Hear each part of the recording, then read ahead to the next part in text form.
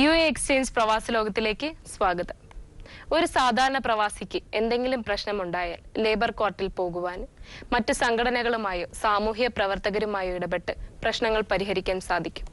എന്നാൽ വീട്ടുതൊഴിലാളിക്കാരായ ഗദ്ദാമ്മമാർ, വീട്ടു ഡ്രൈവർമാർ, തോട്ടം തൊഴിലാളികൾ എന്നിവർക്ക് പൊതുസമൂഹവുമായി ഇടപെടാൻ കഴിയാത്തതുകൊണ്ട് ഇത്തരക്കാരുടെ ഒരു ഷോർട്ട് ലിസ്റ്റ് തയ്യാറാക്കി എല്ലാ 6 മാസത്തിനിടയ്ക്കും ഫോണിലൂടെയോ നേരിട്ടോ മറ്റ് അന്വേഷണം നടത്തുന്നതിനുള്ള സൗകര്യം അനുവദിക്കണമെന്ന് കേന്ദ്ര സർക്കാരിനോട് അഭ്യർത്ഥിച്ചുകൊണ്ട് ഈ ആഴ്ചയിലെ UA എക്സ്ചേഞ്ച് പ്രവാസലോകം നമുക്കിവിടെ ആരംഭിക്കാം.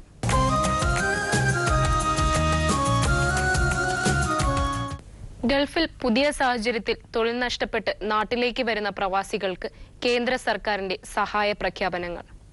തൊഴിൽ നഷ്ടപ്പെട്ടവർക്ക് മറ്റൊരു ജോലി കിട്ടും വരെ അടിയന്തര സാമ്പത്തിക സഹായം, തിരിച്ചുവരുന്ന കുടുംബങ്ങളിലെ കുട്ടികൾക്ക് നാട്ടിൽ സ്കൂൾ പ്രവേശനം ഉറപ്പാക്കൽ തുടങ്ങിയ കാര്യങ്ങളാണ് ദുബായിൽ നൽകിയ പൗരസ്വീകരണത്തിൽ പ്രവാസികാര്യ വകുപ്പിന്റെ ചുമതല കൂടി വഹിക്കുന്ന മുഖ്യമന്ത്രി പിണറായി വിജയൻ പ്രഖ്യാപിച്ചത്. അത്തരം ആളുകളെ നല്ല രീതിയിൽ പുനരധിവാസിപ്പിക്കാനുള്ള എല്ലാ നടപടികളുമാണ് സർക്കാർ ചെയ്യാൻ ഉദ്ദേശിക്കുന്നതെന്ന് 10,000-ഓളം പ്രവാസികൾ തടിച്ചുകൂടിയ സ്വീകരണമേളയിൽ മുഖ്യമന്ത്രി അറിയിച്ചു. തൊഴിൽ നഷ്ടപ്പെട്ടു, തിരികെ പോകണമെന്ന് ആഗ്രഹിക്കുന്നു. തിരികെ പോകാനുള്ള അവസരം തടയുന്ന അവസ്ഥ. ഇതിനേക്കാളും വലിയൊരു പ്രത്യേകത ഉള്ള തൊഴിലില്ലാതായി. അപ്പോ നിർബന്ധിക്കുകയാണ് കുറഞ്ഞ കൂലിക്ക് മറ്റേതെങ്കിലും സ്ഥലത്ത് ജോലി ചെയ്യാൻ വേണ്ടി. ഇങ്ങനെ ഒട്ടേറെ വിഷമം അനുഭവിക്കുന്ന പ്രവാസി സഹോദരങ്ങളാണ് ഇവിടെയുള്ളത്. ഇത്തരം ആളുകളെ സംരക്ഷിക്കേണ്ടത് നമ്മുടെ സഹോദരങ്ങൾ എന്ന നിലക്ക് നമ്മുടെ നാടിന്റെ ബാധ്യതയായി തന്നെയാണ് സർക്കാർ കാണുന്നത്. അതിനാവശ്യമായ നടപടി സർക്കാർ സ്വീകരിക്കുക തന്നെ ചെയ്യും.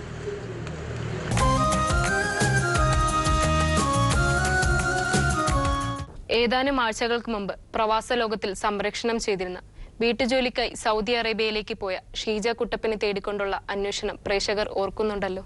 ഷീജയ്ക്കിട്ട് ഒത്തിരി ഉദ്രവിക്കുകയും അറബി കൊണ്ട് അടിക്കുകയും ബോംബെ എന്നൊരാളാണ് കൊണ്ടുപോയി, ബോംബെ വഴി കയറിപ്പോയത്. അപ്പോൾ അവിടുന്ന് പൈസൽ എന്ന് പറഞ്ഞ ഒരാളുണ്ട്. ആ പൈസലാണ് കയറ്റി വിട്ടത്. പൈസലും പിന്നെ അവിടുത്തെ ഏജൻറ്റ് ഓഫീസുണ്ട്, ആ ഓഫീസാണ് കയറ്റി. ഷീജ അവിടെ ചെന്നിട്ട് ഈ പൈസലെന്ന് പറഞ്ഞവൻ അടിക്കുകയും നാവിക്കിട്ട് തൊഴിക്കുകയും ഷീജയുടെ യൂറിൻസ് എടുത്ത് ആന്നു പോവുകയും എല്ലാം ചെയ്തു. അതുപോലെ ഷീജയെ അറബിയും മറ്റുള്ള അറബിയുടെ കൂട്ടുകാരും കൂടെ കൂടി അതുപോലെ ക്രൂരമായും ആക്രമിക്കുക. എന്നിട്ട് ഷീജ ഫോണിൻ്റെ അകത്ത് പറയുന്നത് ഇവർക്ക് 5 ലക്ഷം രൂപ കൊടുക്കണം, അല്ല എന്നെ ഒരു കൊന്നു കളയും, വിട്ടു തരത്തില്ലെന്ന് അവർ പറയുന്നു.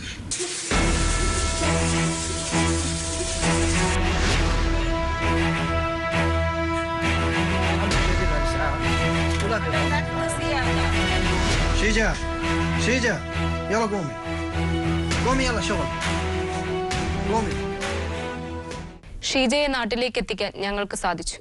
പ്രവാസലോകം പ്രവർത്തകരുടെ കഠിന പ്രയത്നത്തിലൊടുവിലാണ് ഇത് സാധ്യമായത്.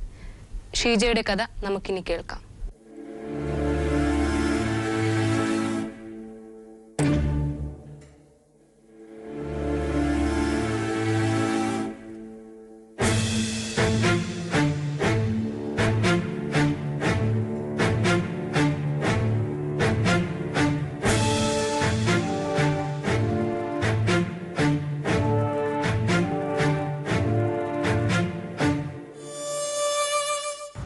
മാസങ്ങൾക്ക് മുൻപാണ് അവൾ കടല് കടന്നത്.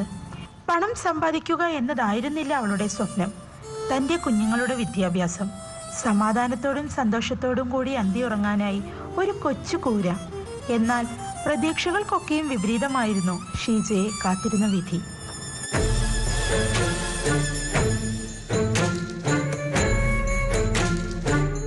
ഷീജയുടെ അവസ്ഥ ഇതാണ്. ഷീജ ബോംബെ എയർപോർട്ടിൽ നിന്ന് വീൽ ചെയറിലാണ് ഇന്റർനാഷണലിൽ നിന്ന് ഡൊമസ്റ്റിക്കിലേക്ക് വന്നത്. ഇവിടെ വീൽ ചെയർ പോലും ഇല്ല, കൊണ്ടകയറ്റേക്ക് പോവുകയാണ്. ഈ അവസ്ഥയിൽ തന്നെ ഹോസ്പിറ്റലിൽ അഡ്മിറ്റ് ചെയ്യേണ്ട അവസ്ഥയിലാണ് വന്നിരിക്കുന്നത്. ഇവർക്ക് ഇവിടെയൊക്കെ വേറെ എടുക്കണ്ടേ അല്ലേ? ദേഹത്തെല്ലാം അടിച്ച് ഭിത്തിയിലെല്ലാം അടിച്ച് നിലത്തെല്ലാം നെയ്യെല്ലാം കൊണ്ട് ഇടിപ്പിച്ചിട്ട് മുഴച്ചിരിക്കും. മുമ്പിൽ കൂടെ എല്ലാം ചോര വന്നു. അവര് ഹോസ്പിറ്റലിൽ കൊണ്ടുപോയില്ലേ അവിടെ ഉണ്ടായിരുന്നപ്പോഴ്? ഇല്ല കൊണ്ടുപോയില്ല. എന്താ പറയണത് അവര് കൊണ്ടുപോയില്ല. അടി കഴിഞ്ഞിട്ട് മുറിയിലിട്ട് കൂട്ടിയിരിക്കുമായിരുന്നു. രാവിലെ എന്നെ വിളിച്ചിട്ട് പറഞ്ഞ് ആശുപത്രിക്ക് പോകാനായി ഇറങ്ങി വരാമെന്ന് പറഞ്ഞു. അന്നേരം അവൻ എയർപോർട്ടിലാണ് കൊണ്ടുവന്നത്. ഉപ്പിടാത്തന്നെ അടിച്ചോ? അതിനായിട്ട് ഉപദ്രവിച്ചത് മൊത്തം കഴിഞ്ഞ ദിവസം ഞാൻ ഷീജയെ വിളിച്ചപ്പോഴേ തന്നെയാണ് പറയുന്നത്, ഒപ്പിടാഞ്ഞിട്ട് ഉപദ്രവിക്കുകയാണ്. ഞാൻ പറഞ്ഞു മരിച്ചെന്ന് പറഞ്ഞാലും ഒപ്പിട്ട് കൊടുക്കരുതെന്ന് മാത്രമാണ് ഷീജയോട് പറഞ്ഞത്. ആവശ്യപ്പെടുന്ന അവരുടെ വിസ ഇന്നലെ കൊണ്ട് തീരുമാനം.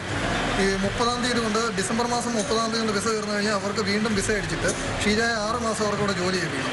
6 മാസം ജോലി ചെയ്യിപ്പിച്ചതിന് ശേഷം അവിടുന്ന് കയറ്റി വിടാമെന്നാണ് അവിടെ ഒരു അറബി സ്ത്രീ സംസാരിച്ചത്. അതിനുശേഷം വേറൊരു അറബിയായിട്ട് ഞാൻ ഫോണിൽ സംസാരിച്ച് കഴിയുമ്പോഴത്തേക്ക് അയാൾ പറഞ്ഞു, നീ ആരാണെന്ന് ചോദിക്കുക, ഇനി നീ വിളിച്ചു കഴിഞ്ഞാൽ ഷീജയെ കൊന്നുകളയും എന്ന് പറഞ്ഞു. അതിനുശേഷം ഇന്ത്യൻ എംബസിയായിട്ട് ബന്ധപ്പെട്ടു. ഇന്ത്യൻ എംബസിയിലെ കോട്ടയം സ്വദേശിയായ ജോർജൻ എന്ന് പറഞ്ഞ സാറ് അദ്ദേഹത്തെ വിളിച്ച് അദ്ദേഹത്തിനോട് സംസാരിച്ച് കഴിയുമ്പോഴത്തേക്ക് നികൃഷ്ടമായ വാക്കുകളാണ് അദ്ദേഹം പറയുന്നത്. അവൻ ഭയങ്കര, അവൻ ആശുപത്രി ചെന്ന് ഞാൻ മലയാളി നഴ്സുമാരോട് പറഞ്ഞു എന്നെ എങ്ങനെയല്ലേ രക്ഷപ്പെടുത്തുക, അല്ലെ നിങ്ങൾ എന്നെ കുത്തിവെച്ച് കൊന്നു കളഞ്ഞേക്കാൻ പറഞ്ഞു, ഇവന് വിട്ടു കൊടുക്കലെന്ന് പറഞ്ഞു. അന്നേരം ആ ചേട്ടൻ ഹോട്ടലിൽ ജോലി ചെയ്യുന്ന ചേട്ടൻ കയറി വന്നത്. ആ ചേട്ടൻ കയറി വന്നപ്പോഴാണ് പറഞ്ഞു, നിങ്ങളുടെ കെട്ടിയവൻ്റെ നമ്പർ ഇതാ, ഞാൻ പെട്ടെന്ന് വിളിക്കാവുന്നു. ആശുപത്രി ഡോക്ടർ പറഞ്ഞു ഇവരെ അഡ്മിറ്റ് ആക്കാം. അവൻ സമ്മതിച്ചില്ല, ഇവളെ വീട്ടിൽ കൊണ്ടുപോയേ പറ്റുള്ളൂ എന്ന് പറഞ്ഞു.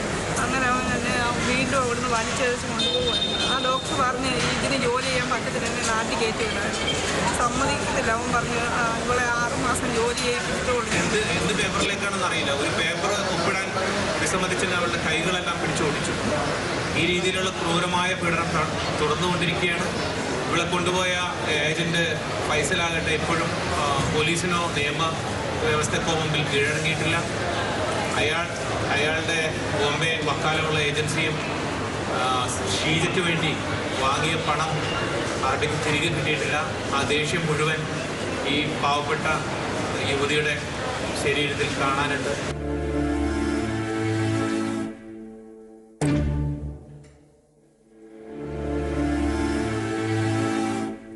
വീണ്ടും വീണ്ടും പ്രവാസനവും ആവശ്യപ്പെടുന്നു. ഗൾഫിലേക്ക്, പ്രത്യേകിച്ചും സൗദി അറേബ്യയിലേക്കുള്ള വീട്ടുജോലിക്കായി നിങ്ങളുടെ അടുത്തേക്ക് വരുന്ന ഏജന്റുമാരെ വിശ്വസിക്കരുത്. ഇത്തരം ചതിക്കുഴികളിൽ നിങ്ങളും അടുത്തേറെ ചിലപ്പോൾ നിങ്ങളായിരിക്കും. ആ സ്ഥലത്തോട്ട് ആരും പോകരുത്, നമ്മളെ കൊന്നു കളയും. ജയിലത് മുറിയിലിട്ട് കൂട്ടിയിരിക്കും. അവിടെ വെളിയിലൊന്നും വിടത്തില്ല. അവർ വെള്ളം പോലും തരത്തില്ല. റൊട്ടി ആഹാരത്തിന് അവരിന്ന് കഴിക്കുമ്പോൾ നമ്മൾ റൊട്ടി തിന്നുകൊണ്ടിരിക്കുന്നു, വെള്ളവും കുടിക്കും. ആരും പോയേക്കല്ലേ, ദൈവത്തെ ഓർത്ത്. മനുഷ്യൻ കൊന്നുകളയുന്ന സ്ഥലം ആരും രക്ഷിക്കാൻ പറ്റില്ല നമ്മളെ. അവശതകൾക്കിടയിലും നിറയുന്ന മിഴിനീരിനിടയിലും ഇന്ന് തൻ്റെ എല്ലാമായ ഭർത്താവും ജീവന്റെ ജീവനായ മക്കളുമായി വീണ്ടും ഒന്നുചേരാനായല്ലോ എന്നോർത്ത് വേദനകൾക്കിടയിലും പുഞ്ചിരിക്കുകയാണ് ഷീജ.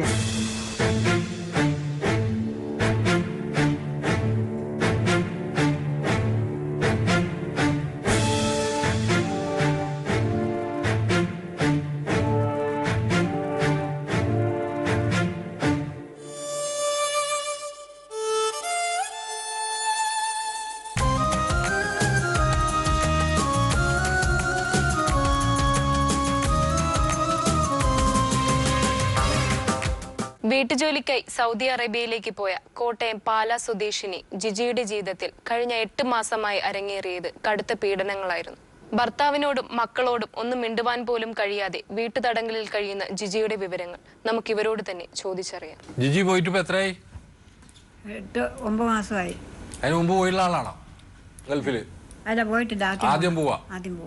എത്ര രൂപ കൊടുത്തു? പൈസ ഒന്നും കൊടുത്തില്ല. ഒരു പൈസ ഒന്നും വേണ്ടെന്ന് പറഞ്ഞു. അങ്ങനെ എത്ര മക്കളുണ്ട് ജിജിക്ക്? ജിജിക്ക് 2 പിള്ളേര്. +1 പഠിക്കും. മറ്റാളാ ഓട്ടോമൊബൈൽ പഠിച്ചിട്ട് ഓട്ടോമൊബൈൽ പഠിച്ചു. ജോലി ഉണ്ടാ? ഇതെന്താ അമ്മ പോയി? അച്ഛൻ എന്ത് ചെയ്യുന്നു? അച്ഛൻ പെയിന്റിങ്. അച്ഛൻ അവന്റെ വീട്ടില് വരുമൊന്നുമില്ല. വരികയില്ല. പിള്ളേരുടെ കാര്യമൊന്നും നോക്കണമൊന്നുമില്ല. ജിജി ഇപ്പോ സൗദി അറേബ്യയിലാണ്. സൗദി അറേബ്യയില. കുവൈറ്റ് വഴിയാ പോയത് അല്ലേ? കുവൈറ്റ് വഴിയാ പോയത്. ആരാ കൊണ്ടുപോയത്? അത് ആളുടെ പേരെനിക്കറിയില്ല. കമറുദ്ദീൻ. അയാൾ അവിടുത്തുകാരനാ? അറിയോ? മലപ്പുറംകാരനാണ്. മലപ്പുറം ജില്ലക്കാരനാ കമറുദ്ദീൻ. അയാളാ കൊണ്ടുപോയത്. ഇപ്പൊ എന്താ സ്ഥിതി അമ്മയുടെ? അവിടെ പിന്നെ അവർക്ക് ഭക്ഷണമൊന്നും കിട്ടുന്നില്ല. അവർ ഈ ചപ്പാത്തി, ഉണക്ക ചപ്പാത്തി ചുമ്മാ കറിയൊന്നും ഇല്ലാതെ അതുമൊക്കെ ഉള്ളവരാ. അത് നമ്മുടെ ഇവിടുത്തെ പല ഭക്ഷണങ്ങൾ. ശമ്പളം കിട്ടുന്നുണ്ടോ? ശമ്പളം ഒക്കെ ചിലപ്പോഴൊക്കെ ഒരു അയച്ച് തരാൻ താമസിക്കും, ഒരുപാട് താമസിക്കും. ചിലപ്പോൾ കഴിഞ്ഞ മാസത്തേത് വരുന്ന മാസത്തെ ഒക്കെ ആയിരിക്കും കിട്ടുന്നത് ഈ മാസത്തേത്. ജിജിക്ക് വേഗം നാട്ടിലേക്ക് വരണം. അവർക്ക് നാട്ടിൽ എങ്ങനെയെങ്കിലും വരണം. അത് അവിടെ ശ്വാസം മുട്ടൽ, അവർ കാലാവസ്ഥ ഒട്ടും പിടിക്കുന്നില്ല. ശ്വാസം മുട്ടലൊക്കെ ആയിട്ട് ആശുപത്രി കൊണ്ടുപോയാലും അവർ പറയും, അന്നേരം പിന്നെ പറയും നിന്റെ കള്ളത്തിൽ അവനൊക്കെ ഒരു അസുഖമില്ല, ചുമ്മാതെയാണെന്ന് പറഞ്ഞിട്ട് കൂടുതൽ പണി ചെയ്യിപ്പിക്കും. എംബസിയിലേക്ക് ഒരു കത്തയക്കാൻ പറയും, എംബസിയിലൊന്ന് വിളിക്കാൻ പറയും. പിന്നെ ഞങ്ങളുടെ പ്രവർത്തകരുണ്ട്, ഏത് സ്ഥലത്താണെന്നുണ്ടെങ്കിൽ, സൗദിയിൽ ഏത് സ്ഥലത്താണെന്ന് അറിയില്ല, സ്ഥലത്തിന്റെ പേര് ഞങ്ങൾക്ക് അറിയത്തില്ല. അപ്പോൾ സൗദിയിൽ എവിടെയാണെന്നുണ്ടെങ്കിൽ ആ ഭാഗത്തുള്ള നമ്പറുകളുണ്ട്, പല സ്ഥലത്തുള്ള ആളുകളുണ്ട് ഞങ്ങളെ, അവരുമായിട്ടൊന്ന് ബന്ധപ്പെടാൻ പറയുക. ഞങ്ങളും ഈ അമ്മയുടെ നമ്പർ ഉണ്ടല്ലോ അല്ലേ, ഞങ്ങളുണ്ട്. അപ്പോൾ അത് വെച്ചിട്ട് ഞങ്ങളും കണ്ടുപിടിക്കാൻ നോക്കാം. അവിടുത്തെ എംബസിയുടെ ഒക്കെ നമ്പർ അറിയത്തില്ലായിരിക്കും. അതൊക്കെ നമ്മളെ കയ്യിലുണ്ട്. നിങ്ങൾ എംബസിയിലേക്ക് ഒരു പരാതി അയക്കണം കേട്ടാ. ഇംഗ്ലീഷിൽ ഒരു പരാതി എഴുതിയിട്ട് ഒന്ന് നിങ്ങളെ കൊടുക്കുക, ഒന്ന് നിങ്ങളുടെ MP ഉണ്ടല്ലോ അയാൾക്കും അയക്കുക, ഒന്ന് നോർക്കും അയക്കുക. അതൊക്കെ റഫീഖ് സാർ പറഞ്ഞു തരും കേട്ടാ. അങ്ങനെ പരാതി അയക്കുക. ഒപ്പം തന്നെ പിന്നെ ഞങ്ങളുടെ പ്രവർത്തകർ സൗദി അറേബ്യയിലുള്ളവർ നിങ്ങളുടെ അമ്മയെ തിരിച്ചു കൊണ്ടുവരാനുള്ള ശ്രമങ്ങൾ നടത്തും. അവിടെ 10 രൂപയുടെ ഇത് കൂടെ കാർഡൊക്കെയാണ് മേടിച്ചോണ്ട് കൊടുക്കുന്നത് ഒരു മാസം. അങ്ങോട്ട് എത്ര നേരം വിളിക്കാനുണ്ട്, എന്തെങ്കിലും പറയാനൊന്നും പറ്റില്ല. അപ്പം എന്തായാലും കഴിയുന്നതും വേഗം എത്തിക്കാനുള്ള ശ്രമങ്ങൾ ഞങ്ങൾ ചെയ്യും. നിങ്ങൾ ഈ പറഞ്ഞതൊക്കെ ചെയ്യണം. എംബസിയിൽ പരാതിപ്പെടണം, MP-ക്ക് ഒരു കത്ത് കൊടുക്കണം, നോർക്കൊക്കെ ഒരു കത്ത് പരാതി കൊടുക്കണം. ഇത് 3 ചെയ്യണം. അത് 3 റഫീഖ് സാർ പറഞ്ഞു തരും കേട്ടാ. അപ്പോൾ കഴിയുന്നതും വേഗം അമ്മയെ കൊണ്ടുവരാനുള്ള ശ്രമങ്ങൾ നടത്തും. പ്രവാസ ലോകം പ്രവർത്തകരോടാണ്. സൗദി അറേബ്യയിൽ വീണ്ടും ഒരു കേസ് കൂടി വന്നിരിക്കുകയാണ്. ഏറ്റവും കൂടുതൽ ഇന്ന് നമ്മുടെ മുന്നിലേക്ക് വന്നുകൊണ്ടിരിക്കുന്ന കേസുകളിൽ ബഹുഭൂരിപക്ഷവും സ്ത്രീകളുടേതാണ്, വീട്ടുതൊഴിലാളികളുടേതാണ്, അറബ് വീടുകളിൽ ജോലി ചെയ്യുന്നവരെക്കുറിച്ചുള്ളതാണ്. ഇത് ആർക്കും ഭൂഷണമല്ല.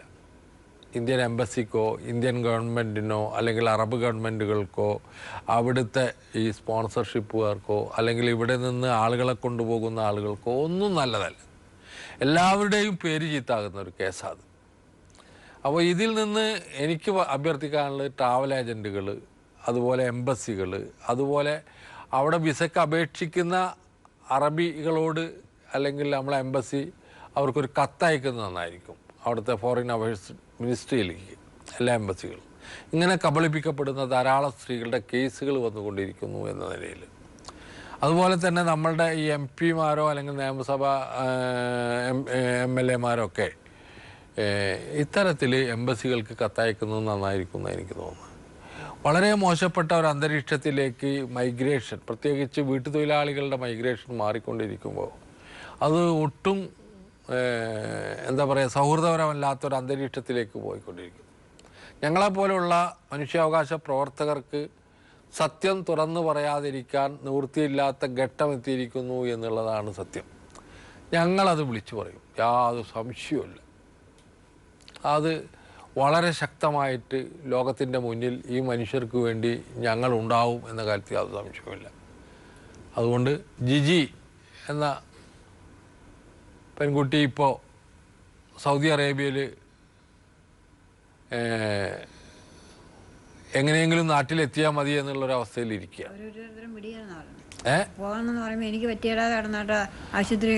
അപ്പോൾ അവരെ കുറിച്ചുള്ള ഇൻഫർമേഷൻസ് ഇവർക്ക് കുറവാണെന്നാണ് എനിക്ക് തോന്നുന്നത്. മകനും അമ്മയ്ക്കൊക്കെ വേണ്ട അത്ര, മുത്തശ്ശിക്കൊന്നും അത്ര വലിയ ഇൻഫർമേഷൻസ് ഇല്ല.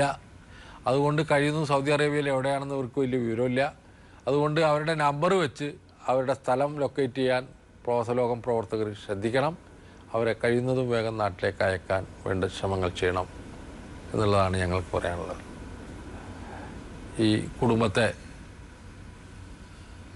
നമ്മൾ ആശ്വസിപ്പിക്കുന്നത് അവരുടെ അമ്മ തിരിച്ചു വരുമെന്നുള്ള പ്രതീക്ഷയാണ്. ശരി.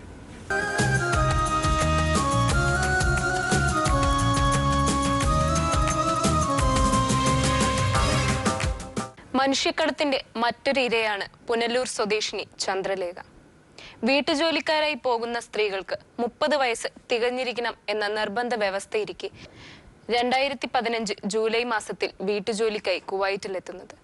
സ്പോൺസറുടെ കഠിനമായ പീഡനങ്ങൾ സഹിക്കവയ്യാതെ കുവൈറ്റ് എംബസിയിൽ അഭയം പ്രാപിച്ചിരിക്കുന്ന ചന്ദ്രലേഖയുടെ കൂടുതൽ വിവരങ്ങൾ നമുക്ക് ഈ അമ്മയിൽ നിന്ന് തന്നെ ചോദിച്ചറിയാം.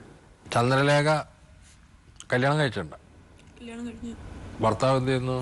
ഭർത്താവ് പിണങ്ങിപ്പോയി. മക്കളോ? 2 കുഞ്ഞുങ്ങളുണ്ട്. എത്ര വയസ്സായി? മൂത്ത മോന് 11 വയസ്സ്, രണ്ടാമത്തേന് 9 വയസ്സ്. 2 മകനാണ്. 2 മകനാണ്. മക്കളാണ്. അത് നിങ്ങളെ കൂടെയാണോ? ഞങ്ങളുടെ കൂടെ.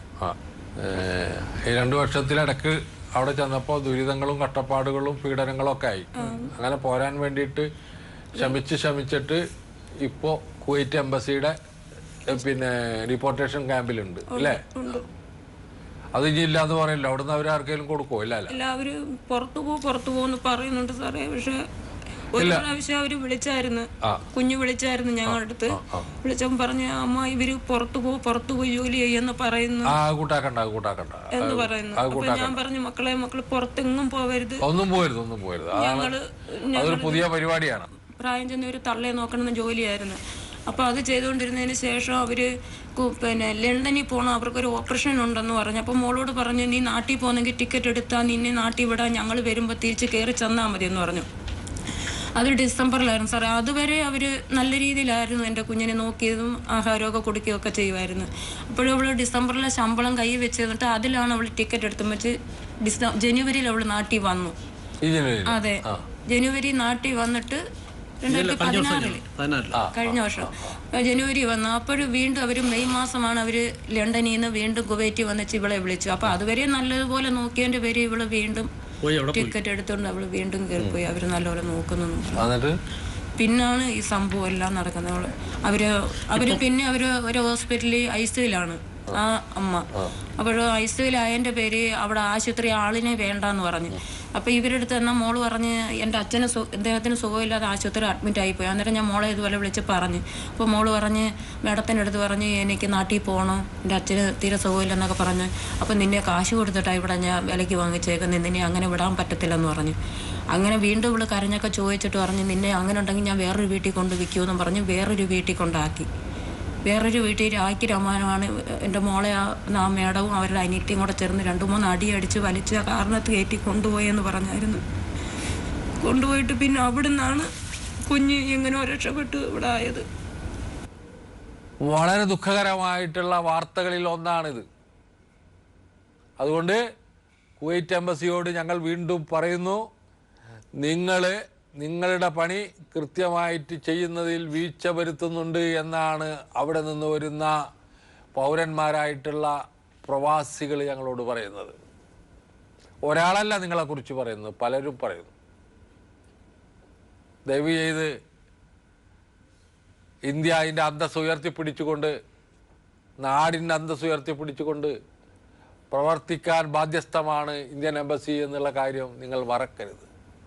മഹത്തായ പാരമ്പര്യമുള്ള, സംസ്കാരമുള്ള, രാഷ്ട്രീയമുള്ള ഒരു നാടിൻ്റെ പ്രതിനിധികളാണ് നിങ്ങൾ എന്ന കാര്യം നിങ്ങൾ മറക്കരുത്.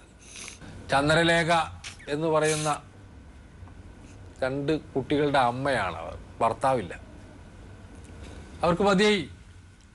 കുവൈറ്റിലെ അവിടെ നിൽക്കാൻ താല്പര്യമില്ലാത്തത് ബഹുമാനായ അംബാസിഡർ. അതുകൊണ്ട് അവരെ നിങ്ങൾ നാട്ടിലേക്ക് അയക്കണം.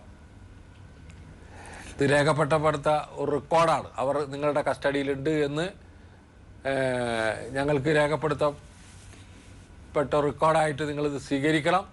അവരെ കഴിയുന്നതും വേഗം ഇത് പ്രക്ഷേപണം ചെയ്ത് ഒരാഴ്ചക്കകം അവരെ നാട്ടിലേക്ക് അയക്കാനുള്ള എല്ലാ നടപടികളും സ്വീകരിക്കണമെന്ന് ഇന്ത്യൻ എംബസിക്ക് ഞങ്ങൾ